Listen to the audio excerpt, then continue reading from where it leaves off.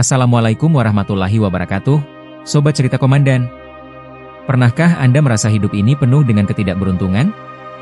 Atau mungkin, Anda pernah mengalami momen memalukan di depan banyak orang? Bayangkan, di hari kemerdekaan yang sakral, saat semua mata tertuju pada Sang Saka, Anda justru tersandung tiang bendera.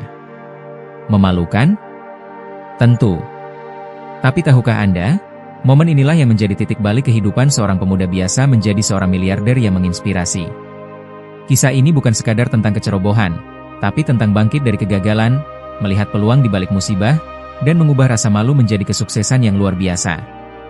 Bersiaplah untuk terpukau dengan perjalanan hidup yang akan membuktikan bahwa keberuntungan bisa datang dari tempat yang tak terduga. Tonton video ini sampai selesai, karena di akhir nanti, ada pelajaran berharga yang bisa Anda terapkan dalam hidup. Jangan lupa like, komen, dan subscribe channel Cerita Komandan agar tidak ketinggalan kisah-kisah inspiratif lainnya. Mentari pagi 17 Agustus menyinari wajah Budi, seorang pemuda desa yang sederhana. Semangat kemerdekaan membara di dadanya. Tahun ini, ia bertekad mengikuti upacara bendera dengan hikmat.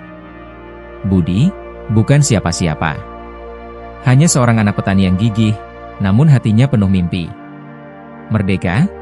Teriaknya lantang di depan cermin usang, sembari membetulkan kemeja putih lusuhnya. Ia membayangkan dirinya sebagai pahlawan, gagah berani membela negara. Walau hanya bisa menjadi peserta upacara, baginya itu sudah lebih dari cukup. Langkahnya mantap menuju lapangan desa, tempat upacara akan segera dimulai. Di kejauhan, tampak kerumunan warga dengan pakaian merah putih. Suara marching band mulai terdengar, menambah semarak suasana. Jantung Budi berdebar kencang. Ini adalah momen yang ia tunggu-tunggu. Ia ingin memberikan penghormatan terbaik bagi para pahlawan yang telah gugur. Sesampainya di lapangan, Budi segera mencari barisan yang sesuai. Ia berdiri tegak, mencoba menahan gugup. Matahari semakin tinggi, sinarnya terasa membakar kulit. Namun, Budi tak peduli. Ia fokus pada bendera merah putih yang berkibar megah di tiang. Upacara dimulai. Komandan upacara memberi aba-aba. Budi mengikuti setiap gerakan dengan saksama. Ia berusaha tampil sempurna, walau keringat mulai membasahi tubuhnya. Siap, gerak, suara komandan memecah keheningan. Budi semakin tegang. Inilah saat yang paling penting. Pengibaran bendera. Ia menatap bendera dengan penuh hormat. Merah putih perlahan naik, diiringi lagu Indonesia Raya. Tiba-tiba, sesuatu terjadi. Budi merasa kakinya tersandung. Ia kehilangan keseimbangan. Sebelum sempat menyadari apa yang terjadi, tubuhnya oleng dan bruk. Ia menabrak tiang bendera dengan keras. Suasana hening seketika. Semua mata tertuju padanya. Budi terdiam, malu dan panik. Upacara terhenti. Detik itu terasa sangat panjang. Ia merasa dunia runtuh. Namun, tanpa ia sadari, insiden kecil ini akan mengubah hidupnya selamanya. Sebuah awal dari sesuatu yang tidak terduga. Mentari pagi 17 Agustus menyinari lapangan desa. Budi, dengan seragam putih yang tampak kebesaran, berdiri di barisan petugas upacara. Jantungnya berdebar kencang, bukan hanya karena gugup, tapi juga karena bangga. Ia, Budi, pemuda desa biasa, dipercaya membawa bendera pusaka. Namun, di balik rasa bangga itu, terselip keraguan. Semalam ia kurang tidur, terus berlatih di depan cermin hingga larut. Jangan sampai mengecewakan, bisiknya pada diri sendiri. Upacara dimulai. Komandan upacara memberi aba-aba.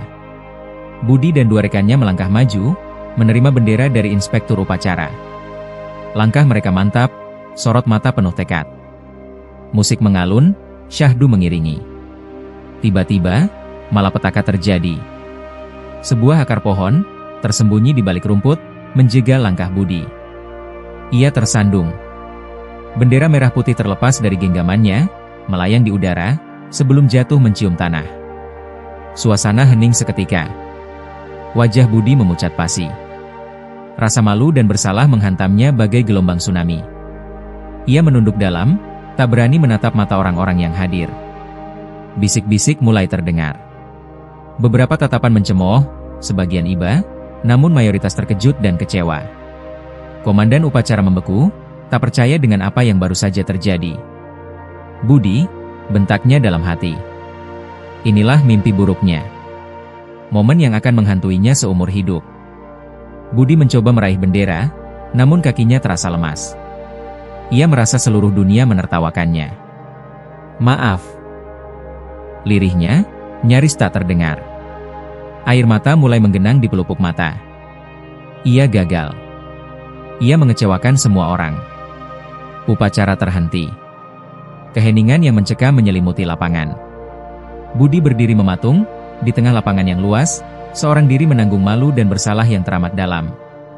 Detik itu, ia merasa menjadi orang paling bodoh dan tidak berguna di dunia. Wajah Budi memerah padam.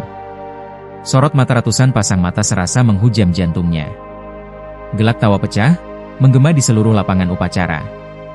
Budi, yang tadinya penuh semangat, kini membeku di tempatnya. Kakinya terasa berat untuk digerakkan. Bendera merah putih yang sedianya ia kibarkan dengan gagah, kini tergeletak tak berdaya di tanah, tepat di samping tubuhnya yang gemetar. Bisik-bisik mulai terdengar. "Lihat, si Budi jatuh. Payah, sudah ditunjuk malah bikin malu. Gagal total upacara gara-gara dia." Setiap kata bagai anak panah yang menancap dalam hatinya. Ia menunduk, berusaha menyembunyikan air mata yang mulai menggenang di pelupuk mata. Rasa malu menggerogoti dirinya. Ia merasa seperti orang paling bodoh dan tidak berguna di dunia ini. Impiannya untuk memberikan yang terbaik di hari kemerdekaan, hancur berkeping-keping dalam sekejap. Upacara dilanjutkan, namun Budi tak lagi sanggup mengikuti dengan hikmat. Pikirannya kosong, dipenuhi dengan bayangan dirinya yang terjatuh dan tawa mengejek yang terus terngiang di telinganya. Setelah upacara selesai, Budi bergegas meninggalkan lapangan, menghindari tatapan dan bisikan orang-orang. Ia berlari menuju rumah, mengurung diri di kamar, dan menangis sejadi-jadinya. "Kenapa harus aku? Kenapa harus di hari penting ini?" ratapnya dalam hati. Ia merasa sangat terpukul dan kehilangan harapan. Kegagalan ini terasa begitu besar dan menghancurkan. Titik balik. Angin sore berhembus pelan, menerbangkan debu di lapangan yang kini lengang. Budi, dengan langkah gontai, kembali ke tempat tiang bendera itu berdiri. Rasa malu masih membakar pipinya, setiap bisikan dan tawa yang ia dengar seolah terngiang kembali. Ia menatap tiang bendera yang kini bengkok, akibat ulahnya tadi pagi. Besi itu, yang seharusnya tegak perkasa, kini menunduk lesu, seolah ikut merasakan kesedihan Budi. Namun, di tengah keputusasaan, sesuatu yang aneh terjadi. Budi tidak lagi melihat tiang bendera itu sebagai sumber rasa malunya, melainkan sebagai sebuah peluang. Ia mendekat, mengamati lekukan besi yang tidak sempurna itu. Tiba-tiba, matanya berbinar. Sebuah ide, liar dan berani, mulai menari-nari di benaknya. Ini bukan hanya besi bengkok, gumam Budi pada dirinya sendiri. Ini bisa jadi sesuatu yang unik, sesuatu yang bernilai. Ia membayangkan tiang bendera itu tidak lagi berdiri tegak, melainkan diubah menjadi sebuah karya seni. Sebuah instalasi yang melambangkan semangat perjuangan, kegagalan, dan kebangkitan. Sebuah monumen untuk mengenang momen memalukan yang justru menjadi titik balik dalam hidupnya. Pikiran itu semakin membara dalam dirinya. Ia berlari pulang, mengambil buku sketsa dan pensilnya. Tangannya mulai menari di atas kertas, mencoret-coret, menggambar berbagai desain. Dari yang sederhana hingga yang paling rumit, semua ide ia tuangkan. Ia membayangkan tiang bendera itu dipotong, ditekuk ulang, dan dilas menjadi sebuah patung abstrak. Mungkin berbentuk burung Garuda yang patah sayapnya, namun tetap berusaha terbang. Atau mungkin sebuah obor yang apinya redup, namun masih menyala dengan semangat yang membara. Semakin lama ia menggambar, semakin jelas pula visi yang ada di benaknya. Ia akan mengubah rasa malunya menjadi sebuah karya seni yang menginspirasi. Ia akan membuktikan kepada semua orang, bahwa kegagalan bukanlah akhir dari segalanya, melainkan awal dari sebuah perjalanan baru. Keesokan harinya, dengan semangat baru, Budi menemui kepala desa. Ia menceritakan idenya tentang mengubah tiang bendera bengkok itu menjadi sebuah karya seni. Awalnya, kepala desa terkejut dan meragukan kemampuan Budi. "Kamu yakin bisa melakukan ini, Budi?" tanya kepala desa dengan nada skeptis. "Kamu kan bukan seniman." "Saya memang bukan seniman, Pak," jawab Budi dengan mantap. "Tapi saya punya ide, dan saya yakin bisa mewujudkannya." Saya akan belajar, saya akan berusaha, dan saya akan membuktikan bahwa saya bisa. Kepala desa terdiam sejenak, menatap mata Budi yang penuh tekad. Ia melihat sesuatu yang berbeda dari pemuda yang tersandung tiang bendera kemarin. Ia melihat semangat, harapan, dan keyakinan.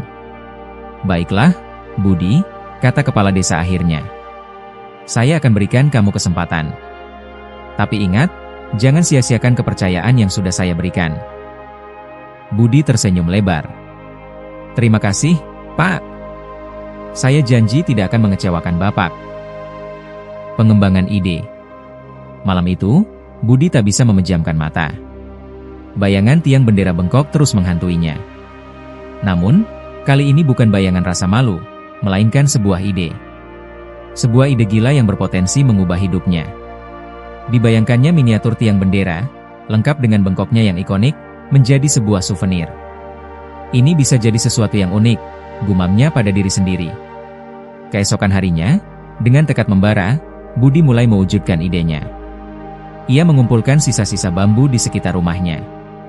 Tangannya yang kasar mulai terampil memahat dan membentuk miniatur tiang bendera. Awalnya, hasilnya jauh dari sempurna. Proporsi yang tidak pas, bengkok yang terlalu ekstrim, atau bahkan patah saat proses pembuatan. Namun, Budi tak menyerah. Ia terus mencoba, belajar dari kesalahan, dan menyempurnakan desainnya. Harus presisi, harus mirip dengan aslinya, tapi tetap ada sentuhan artistik, pikirnya keras. Beberapa hari kemudian, Budi berhasil menciptakan prototipe miniatur tiang bendera bengkok yang hampir sempurna. Ia menggunakan cat merah putih untuk mewarnai bambu, menambahkan tali bendera dari benang, dan memberikan sentuhan akhir dengan vernis agar terlihat lebih mengkilap. Saat memandangi hasil karyanya, Budi merasakan kebanggaan yang luar biasa.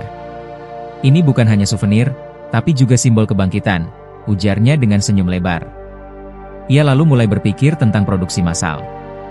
Ia sadar, dirinya tak bisa melakukannya sendirian. Budi kemudian mengajak beberapa temannya untuk bergabung dalam proyek ini. Awalnya, teman-temannya ragu. Budi, kamu yakin ini akan laku? Orang-orang kan masih ingat kejadian memalukan itu, kata salah seorang temannya, Roni. Justru itu, Roni. Kita jadikan kejadian itu sebagai inspirasi. Kita ubah rasa malu menjadi sesuatu yang bernilai, jawab Budi dengan semangat. Ia menjelaskan visinya tentang souvenir unik yang tak hanya lucu, tapi juga mengandung pesan moral tentang kegagalan, kebangkitan, dan semangat pantang menyerah. Akhirnya, teman-temannya setuju untuk membantu. Mereka mulai membagi tugas. Ada yang bertugas mencari bahan baku, ada yang bertugas memproduksi, ada yang bertugas memasarkan. Dengan modal seadanya, mereka menyewa sebuah garasi kecil sebagai tempat produksi. Mereka bekerja keras siang dan malam, dengan semangat 17 Agustusan yang membara. Proses produksi tidak selalu berjalan lancar. Mereka seringkali kehabisan bahan baku, alat-alat produksi rusak, atau bahkan terjadi perselisihan pendapat. Namun, mereka selalu berhasil mengatasi setiap rintangan dengan kerjasama dan semangat kekeluargaan. Budi selalu mengingatkan teman-temannya untuk tetap fokus pada tujuan awal, menciptakan souvenir unik yang berkualitas dan mengandung nilai-nilai positif. Jangan hanya berpikir tentang keuntungan, tapi juga tentang bagaimana kita bisa memberikan inspirasi kepada orang lain, pesannya. Setelah beberapa minggu bekerja keras, mereka akhirnya berhasil memproduksi ratusan miniatur tiang bendera bengkok. Souvenir-souvenir itu terlihat unik dan menarik. Setiap miniatur dikemas dalam kotak kecil dengan label bertuliskan, "Tiang Bendera Kebangkitan, dari malu menjadi inspirasi." Budi dan teman-temannya siap untuk memasarkan produk mereka. Mentari pagi menyinari gubuk sederhana Budi, kini berubah menjadi kantor kecil yang ramai. Aroma cat dan lem memenuhi udara, bercampur dengan deru mesin cetak 3D yang tak henti-hentinya bekerja. Di tengah kesibukan itu, Budi, yang dulu pemuda pemalu kini tampak berbeda. Sorot matanya penuh keyakinan, senyumnya merekah lebar. Souvenir tiang bendera bengkok ciptaannya telah menjelma menjadi fenomena. Pesanan datang dari berbagai penjuru negeri, bahkan mancanegara. Toko-toko souvenir berlomba-lomba memesan dalam jumlah besar. Media massa pun tak ketinggalan, mengulas kisah inspiratifnya. Dulu saya malu sekali, kenang Budi dalam sebuah wawancara televisi, suaranya bergetar haru. Tapi sekarang, saya bersyukur. Kegagalan itu justru menjadi kunci kesuksesan saya. Budi tidak hanya menciptakan souvenir, tetapi juga menginspirasi banyak orang untuk bangkit dari keterpurukan. Omzet bisnisnya melesat tinggi, bahkan membuatnya masuk dalam daftar pengusaha muda sukses versi majalah bisnis ternama. Ia mempekerjakan puluhan warga desa, memberikan pelatihan, dan membuka peluang usaha baru bagi mereka. Ini bukan hanya tentang saya, ujar Budi dengan tulus. Ini tentang kebangkitan bersama. Ini tentang bagaimana kita bisa mengubah sesuatu yang negatif menjadi positif. Budi membuktikan bahwa mimpi bisa diraih, bahkan dari momen yang paling memalukan sekalipun. Kisah tersandungnya di tiang bendera kini menjadi legenda, simbol semangat pantang menyerah dan kreativitas tanpa batas. Budi, si pemuda yang pernah menjadi bahan tertawaan, kini menjadi pahlawan inspirasi bagi banyak orang. Ia telah menjelma menjadi miliarder, bukan hanya secara materi, tetapi juga secara spiritual. Kekayaannya bukan hanya diukur dari jumlah uang di rekeningnya, tetapi juga dari dampak positif yang ia berikan kepada masyarakat. Budi terus berinovasi, menciptakan produk-produk kreatif lainnya yang mengangkat nilai-nilai kebangsaan.